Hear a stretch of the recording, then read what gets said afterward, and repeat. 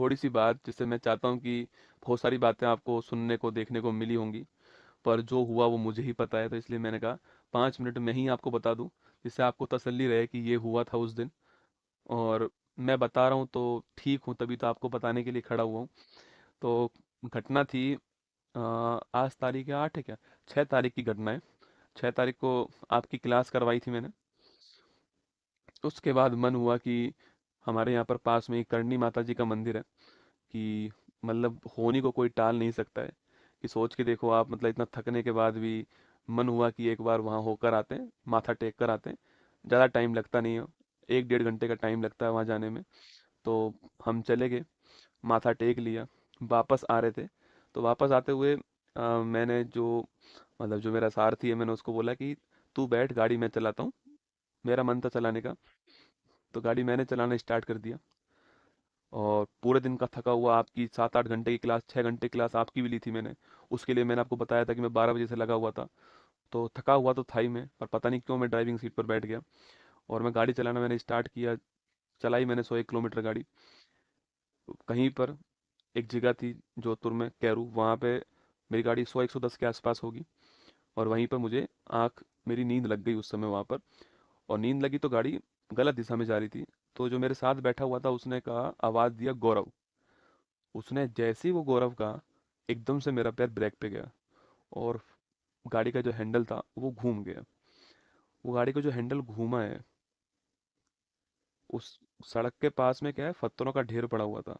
उस पत्थरों के ढेर से वो गाड़ी हवा में गई और लगभग 70 फीट दूर, 70 फीट दूर एक पेड़ के ऊपर से वो गाड़ी, पत्थर जो पड़े हुए थे वहाँ, बड़े बड़े पत्थर थे वहाँ पर, क्योंकि जोधपुर में माइंस का काम होता है, तो वहाँ बड़े बड़े पत्थर पड़े हुए थे। उन पत्थरों में जाके सीधा वो गिरी वहां पर जाकर के, 70 फीट दूर। और देखो, इंसान जब बचना होता है ना, जब ऊपर वाला आपके साथ होता है, तब कुछ नहीं हो सकता आपको, ठीक है। मतलब ये आप गाड़ी देख लीजिए, ये गाड़ी है। और मैंने आपसे कल भी कहा था कि मैं गाड़ी की फोटो आपको दिखाऊंगा तो आपको लगेगा इसमें कौन बचा होगा। ये आपकी गाड़ी थी, इसको निकाला गया वहां से, 70 फीट दूर जाई, ये पेड़ के ऊपर से गई। और उस पेड़ के जस्ट आगे 11 kV की लाइन थी, बिजली की लाइन थी। अगर उस पेड़ से मेरी गाड़ी की स्पीड धीमी नहीं होती उस हवा में, तो वो गाड़ी जो है वो सीधा 11 kV की लाइन में जाके गिरती। और आप समझ सकते हैं कि जब लोहा 11 kV की लाइन में जाता, तो मतलब आदमी 1 सेकंड का बहुत कम समय में राख हो जाता। और गाड़ी के अंदर 70 लीटर डीजल था। मतलब इंसान को, ऊपर वाले को जब आपको बचाना होता है ना, तो जाको रखे साइया, मार सके ना कोई, बाल भी बांका कर न सके ना। मतलब वो बातें मुझे उस समय नहीं पता थी। जब मैं कल दोबारा वहां गया, जब मैंने उस मंजर को देखा ना वहां पर, तो मैंने देखा ये हुआ क्या था। तो ये हुआ था कि उसके जस्ट आगे 11 kV की लाइन थी। अगर वो पेड़ से मेरी गाड़ी धीमे नहीं होती, तो वो सीधा 11 kV की लाइन में जाती गाड़ी। और सोचो, मतलब ये आप यहाँ पर देख सकते हो कि जो बड़े बड़े जो स्टोन थे आपके, वो सीधा यहाँ गिरा है।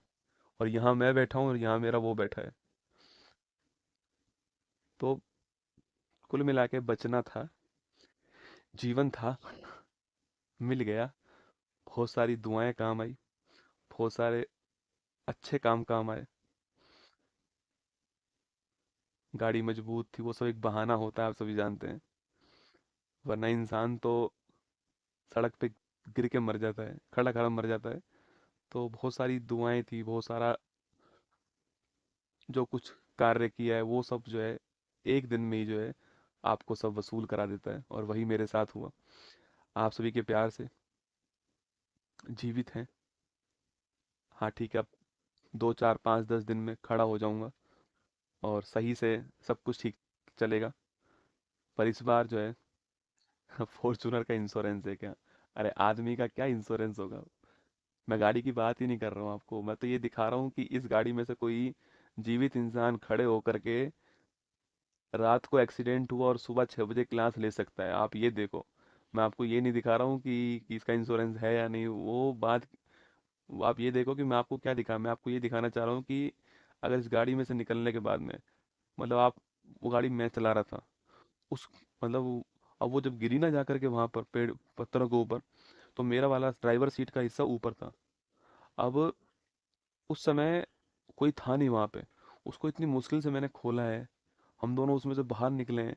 और गाड़ी के ऊपर पता है क्या सोच रहा था? गाड़ी के ऊपर मैं सोच रहा था कि तू बच गया रे। मुझे ये नहीं पता कि मेरे कहाँ कहाँ लगी थी, मैं तो ये सोचा कि लगी तो ठीक हो ही जाएगी, तू बच गया। और हम दोनों बिल्कुल ठीक ठाक, सब कुछ जो है ठीक ठाक जो है वापस आ गए। दोनों ठीक है एकदम, दोनों 100% ठीक हैं। और दोनों सही हैं एकदम। ठीक है, निश्चिंत रहें आपके, दोनों 100% ठीक है। मैंने कहा ना, जाको राखे साइयाँ मार सके ना कोई। दोनों के दोनों 100% ठीक। मैं आपके सामने खड़ा हूँ। बाकी ध्यान रखना अपना। इतना ही है आपसे कि उतार चढ़ाव, खुशी गम, ये सब चलता रहेगा।